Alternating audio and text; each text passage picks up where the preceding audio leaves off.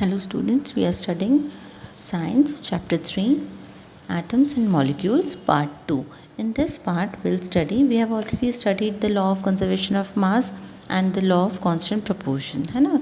Conservation of mass कहता है कि हमारा मास, जितना भी मास है किसी भी पार्टिकल का, वो अनचेंज रहता है आफ्टर अ रिएक्शन, है ना. तो उसके जो पहले था वही बाद में हमको after the reaction will get the same mass.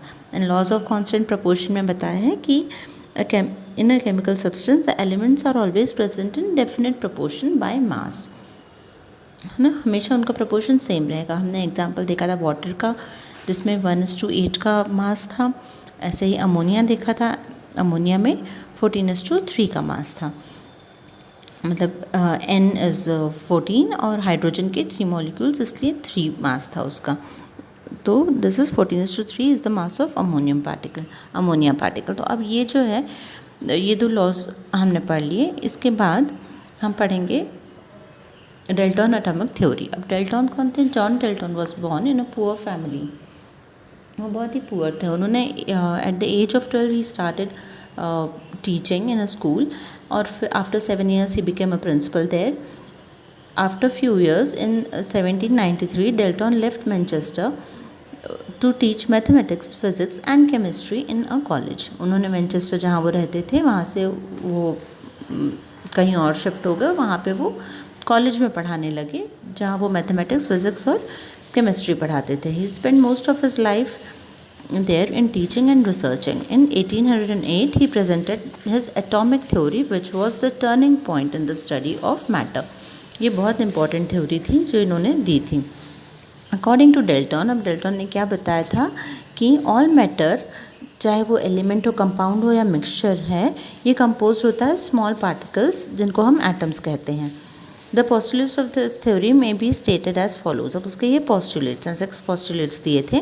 First postulators, all matters are made up of tiny particles. Atoms से बने हुए हैं सारे ही मैटर, जो कि पार्टिसिपेट करते हैं एक केमिकल रिएक्शन में.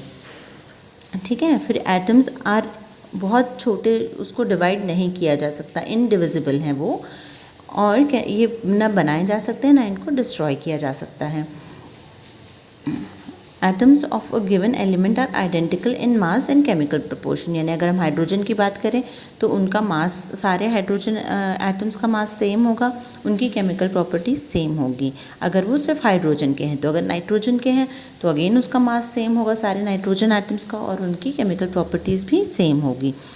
Similarly atoms of different elements have different masses and chemical properties. यानी अगर हाइड्रोजन का मास 3 है तो नाइट्रोजन का मास 14 है, तो ये अलग अलग ही रहेगा, किसी का भी सेम नहीं है. सारे एटम्स का, सारे एलिमेंट्स, अलग अलग एलिमेंट्स जो हैं उनके एटम्स जो हैं उनका मासेस और केमिकल प्रॉपर्टीज़ अलग डिफरेंट हैं. Atoms combine in a ratio of small whole numbers to form compounds. Atom क्या करते हैं? स्मॉल होल नंबर्स के फॉर्म में कंबाइन होते हैं और एक कंपाउंड फॉर्म करते हैं. जैसे water is a compound. The relative number and kinds of atoms are constant in a given compound. और एक कोई भी एक कंपाउंड है, जैसे हमने वाटर की बात की, तो वाटर में कांस्टेंट रहेगी इसके नंबर और इसका relative number and kind of atoms. यानी उसका काइंड ऑफ एटम, यानी एटम तो सेम ही रहेंगे ना. जैसे हाइड्रोजन के तो हाइड्रोजन के एटम्स रहेंगे, उसका मास सेम है, उसकी केमिकल प्रॉपर्टी सेम है, तो वैसे ही इसका नंबर भी सेम होगा एक कंपाउंड में. जैसे H2O है तो H2 ही रहेगा और OO ही एक ही रहेगा. So these are the 6 postulates.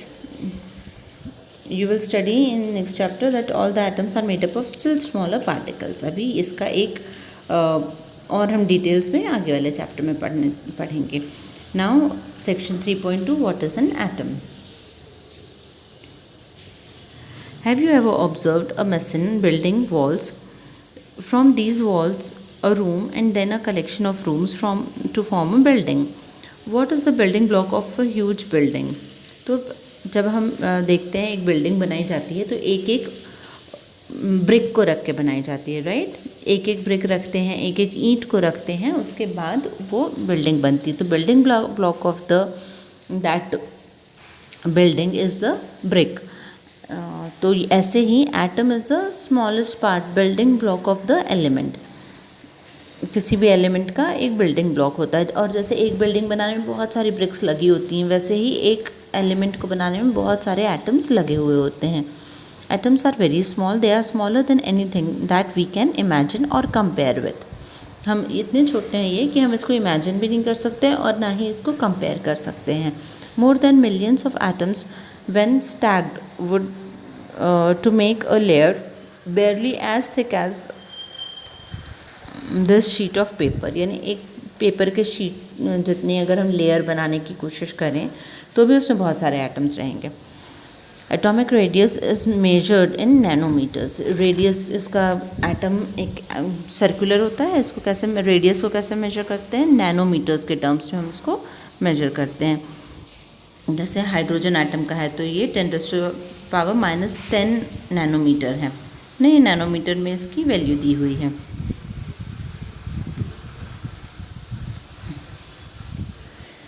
We might think that if atoms are so insignificant in size, why should we care about them?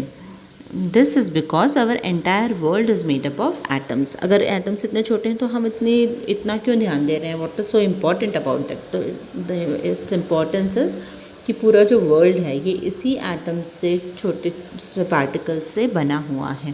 We may not be able to see them, but they are there and constantly affecting whatever we do.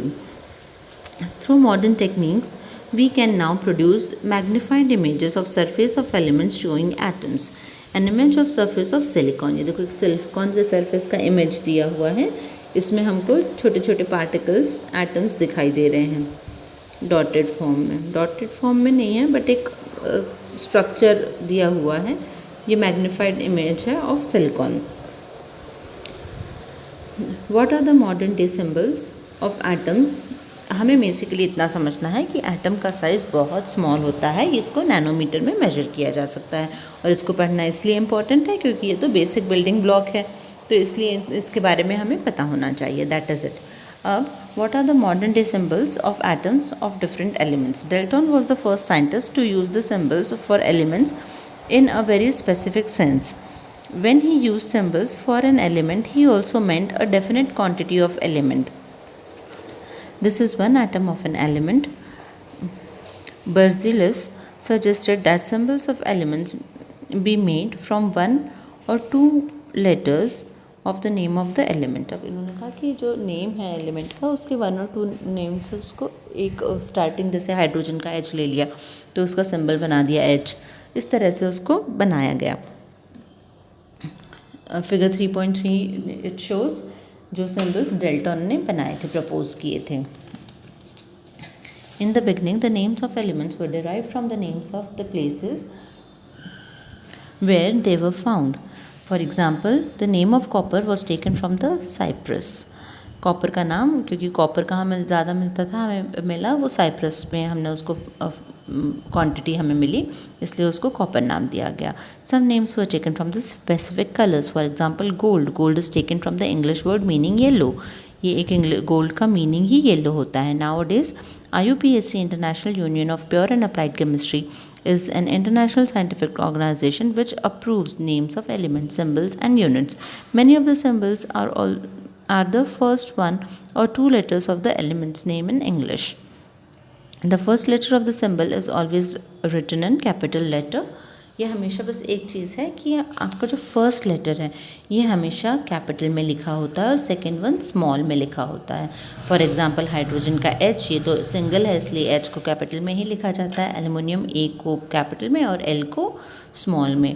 A और L दोनों capital में नहीं होते हैं। Cobalt का C capital में, O small में। तो यहाँ पे कुछ इस टेबल 3.1 में कुछ एलिमेंट्स और उसके सिंबल्स दिए हैं। आप लोग इसको, जैसे हम पहले इक्वेशंस में लर्न कर रहे थे, आपको ये चीज़ें थोड़ी सी इजी हो जाएंगी समझने में कि एल्युमिनियम का सिंबल क्या है, आर्गॉन क्या है, बेरियम क्या है। तो यहाँ से आप केमिकल रिएक्शंस आपने नहीं पढ़ी, सॉरी। यहाँ से आप जब ये वाली चीज़ें आपको समझ में आएगी कि कौन से एलिमेंट का कौन सा सिंबल है, उसके बाद हम केमिकल रिएक्शंस को समझना आसान हो जाता है। Other symbols has been taken from the names of elements in Latin. German or Greek. For example, symbol of iron Fe is from a Latin name ferrum. Sodium is Na from natrium. Potassium is K from kalium. Therefore, each element has a unique name and chemical symbol. सबका एक अलग नाम और एक अलग chemical symbol है जिससे हम उसको आइडेंटिफाई कर सकते हैं.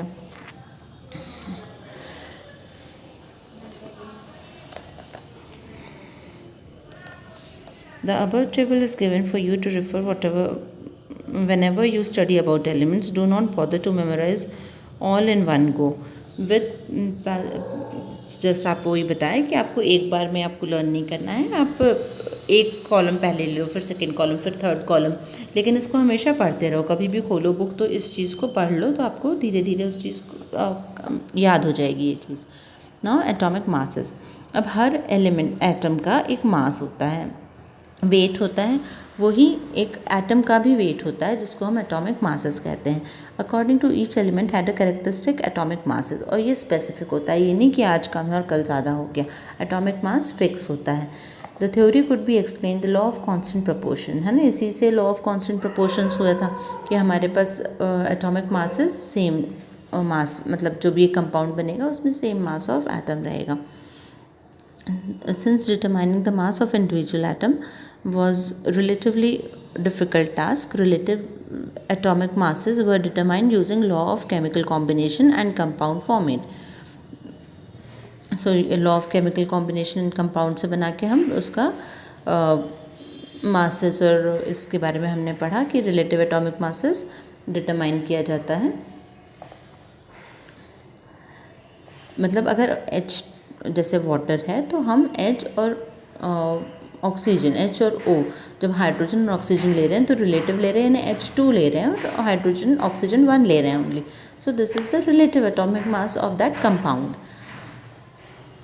For example in carbon monoxide carbon 1 है एंड ऑक्सीजन भी 1 है, तो ये कार्बन मोनोऑक्साइड होता है, formed by carbon and oxygen.